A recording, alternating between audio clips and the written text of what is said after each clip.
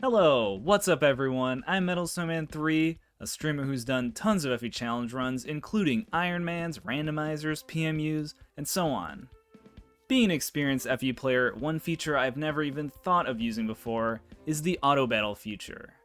I have impeccable strategy, so why would I need it? Right. Anyways, I got to thinking, could you beat an Iron Man run of an FE game with auto battle only on a hard difficulty?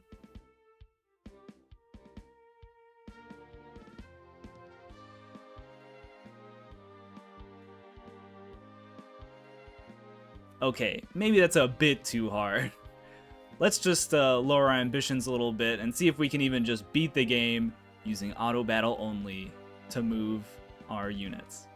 Build Dam. No. I serve the Divine Dragon! Man, coming in clutch!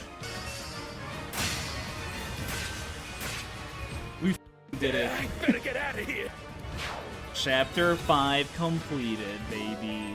Alright, let's do a quick rundown of the rules. I will only use auto battle to move any of my units. The only exceptions are if I cannot advance the game with auto battle. It will be on hard classic difficulty with random growths, because I always prefer random growths, and I will not use any DLC, including the free DLC stuff. So with that out of the way, let's dive in. You can't use auto battle till chapter 2, so these are obviously exceptions, and in our run nothing happens anyways, so let's move on. Just an FYI, but there will be spoilers for all of FE Engage in the videos for this run, so here's your one spoiler warning.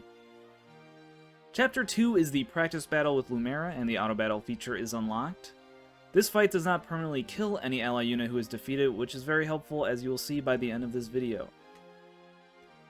When I was still attempting this as an Iron Man run, I learned that this chapter is not just a free win on auto, as Alir can die pretty easily to Lumera and her cabs.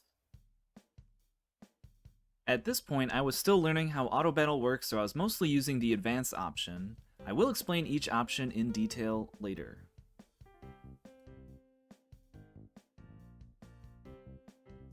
Here, when I used Advanced, I learned that your units with Emblem rings will prioritize getting the Emblem energy if no enemies are in range. Fortunately, it seems Lumera empowered with Sigurd will always target Vander for her first attack due to the Rider's Bane. This makes it a bit easier to complete this chapter with auto battle.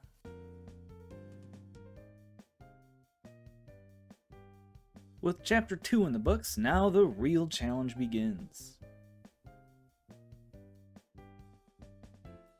Alright, from here on out, units can die when they are killed. On the video it still says I can't use the turn wheel, but just ignore that as I found out later chapter 5 is very hard. In Engage, the power to rewind turns is called the Draconic Time Crystal, but I will refer to it as the turn wheel. So chapter 3 gives us Alfred and his crew as we race to save Lumera. This chapter is pretty straightforward. Again, I will mostly use Advance, but when we approach the boss, I will use a fall back so we can regroup to kill all the remaining enemies. Unfortunately, Fran will fall in this chapter, as she is rather frail against the Pegasus Knights. While this chapter wraps up and we go into chapter 4, let's talk about how auto battle works in Engage. Auto battle in Engage actually gives you 4 options: Advance, Charge, Protect, and Fall Back. Charge will have your units either attack enemies in their range, move towards enemies if none are in range, or run away and heal if low on health and they have a healing item. Also, units with staves will prioritize healing low health allies over attacking. Advance says it's the most flexible, which is not true in my experience. It is very similar to Charge, with the big exception being that allies will prioritize getting near Alir, so if they are far away from Alir, they will not attack and will just move. For Protect, Alir will not move, and then allies will either move towards Alir or attack enemies near Alir. It won't be used as much, but sometimes can be helpful to stop our units from overextending. And finally, there is Fall Back, where our units will run out of range of all enemies if possible and do nothing else. Sometimes this is very helpful, but other times it can lead a unit to flee to Narnia, which usually isn't good. The auto battle will never visit villages, so we can kiss all those rewards goodbye. I did learn later they will open chests if there are no enemies around. In Chapter 4, we come to the aid of Alfred's sister Saline and her retainers. This map is actually pretty hard on auto battle, but we got very lucky. I gave Vander Sigurd's ring as he is durable enough to charge right in. Clan dodges a 61% here, as well as earlier dodging a 78%. Alir also avoids a 71% hit. Not odds I'd ever want to take in an Iron Man, but sometimes luck is on our side. Unfortunately, Louis was unable to escape the mage early in the chapter that you would normally kill with Chloe, so he died. Since I was using Advance, they both just tried their best to get to Alir, but because Louis cannot fly, he could not escape. Etienne and Boucheron died to the reinforcements near the end of the map, which was also sad but not too surprising as they are quite frail. Clan kills the boss and got some great level ups, but as we turn our attention to Chapter 5, none of that will matter. In Chapter 5, we come to save Firenze Castle.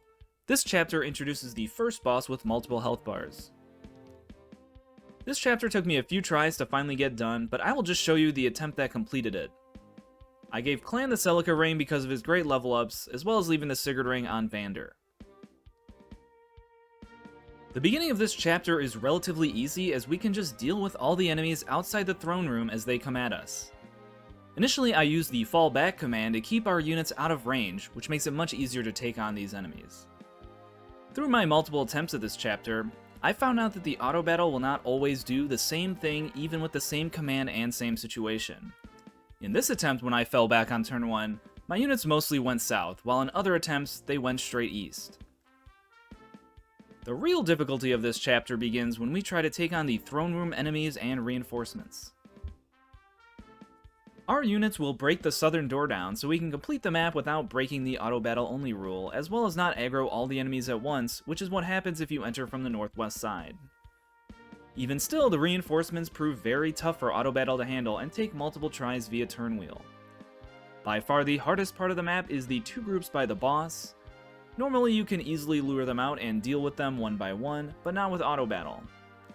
This is also where the rapier is very much needed to even have a chance at beating this map, and we really beat it by sheer dodge luck. Because the group is so difficult, I spend time trying to keep as many people alive as possible. Unfortunately, Alfred fell early against the outer enemies, but I needed to save my turn wheel charges for later. Chloe and Clan also proved too hard to save, which means I only had Alir, Saline, and Vander to take on the final two groups. At this point, I was still learning how the auto battle works and was very frustrated that my units would refuse to heal with their vulneraries as they did in previous chapters. I believe it was because I was mostly using Advance and not Charge, but even then I'm still not 100% sure how healing in auto battle works. While I desperately try to find a way to get through the throne room, let's discuss my general strategy for doing the rest of this run. The only way we cannot complete the run is if Alir dies, so I will try to give her all the avoid she can get. Thankfully on hard, it is pretty easy to eventually get enemies attacking Alir to have 0% hit rates. We can do this by inheriting Marth's avoid skill and sword avoid skill, as well as Micaiah's engraving. Both the avoid skill and sword avoid skill give Alir 10 avoid at the first rank, and the Micaiah engraving gives a whopping 40 avoid on top of that. So as long as Alir is using a sword, she gets 60 avoid before even factoring in her speed and support bonuses. At this point, however, we cannot engrave or forge yet, nor do we have Emblem Micaiah, which is why this chapter is so difficult. While on the subject of engraving and inheriting skills, in this and future videos, I won't show the Somnial parts of the VOD. Just an FYI, I will be doing the push-ups, meals, and arena every time between maps, as well as forging, engraving, and grabbing ore from the mining dogs. In future chapters, I'll give a brief summary of what I do in the Somnial before the chapter. Now let's get back to Chapter 5. As mentioned before, there are two groups of enemies by the boss that prove very problematic for auto battle to handle. The group in front of the boss consists of two Myrmidons, a fighter, and a martial monk. The other group has two Lance Cavaliers with the boss in between them on the throne. In a normal playthrough, these two groups would not be too hard to deal with, as you could put someone in range of just one of the front Myrmidons, and that would only aggro the front group and not the group with the Cavaliers and the boss. I was able to only pull the front group here, but even then, Alir still died due to the Cavaliers. The major problem with auto battle dealing with these two groups are the two Lance Cavaliers. The Marth Ring, while engaged, gives the skill Divine Speed, which allows the unit to perform an extra attack at 50% damage. If the unit's class type is a dragon, which Alear is, that extra attack also heals for 100% of the damage done. This allows Alear to be very self-sustaining even against many enemies. The problem these Lance Cavaliers pose is that they break Alear, which means she cannot counterattack in the next combat, so she cannot heal. This would lead to her getting killed without miraculously dodging 80% hit rates, as she could not heal on the enemy phase. I'll speed up the VOD even more here, as I'm just trying a bunch of different strategies to find the winning timeline. One thing I try is to just keep falling back, hoping I can kill on counterattacks, but that fails. I also go back to the beginning of entering the throne room with Clan and Chloe still alive. Unfortunately, even in this timeline, they both still fall, but it does help lead to the successful path.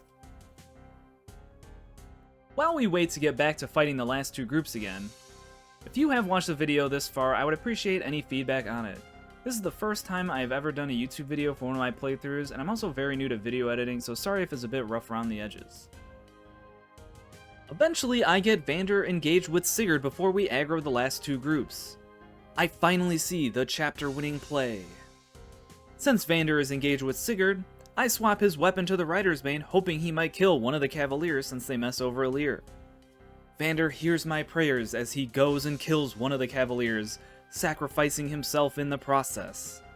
Then Alear is able to get some miraculous dodges, including a dodge on the other Cavalier, and heal back due to the Divine Speed skill mentioned earlier. This then leaves her in a 1v1 with the boss. Alear will actually miss a pretty likely hit, leading to another death, but thanks to the two uses I had left on the turn wheel, Alear was able to clutch it out. After a grueling 2 hours in Chapter 5, Auto Battle finally beats it. Unfortunately, everyone but Alear has now died. Surely the future chapters will be easier. Thank you so much for watching this video. As I mentioned before, this is my first attempt at a YouTube video of one of my runs. If you enjoyed it, feel free to like, comment, and subscribe. Also, check out my stream over at twitch.tv/metalsnowman3 if you want to see this run or other Fire Emblem runs live. Thanks again, and look forward to part 2 where we pick up Yunaka and head over to Brodia. Bye!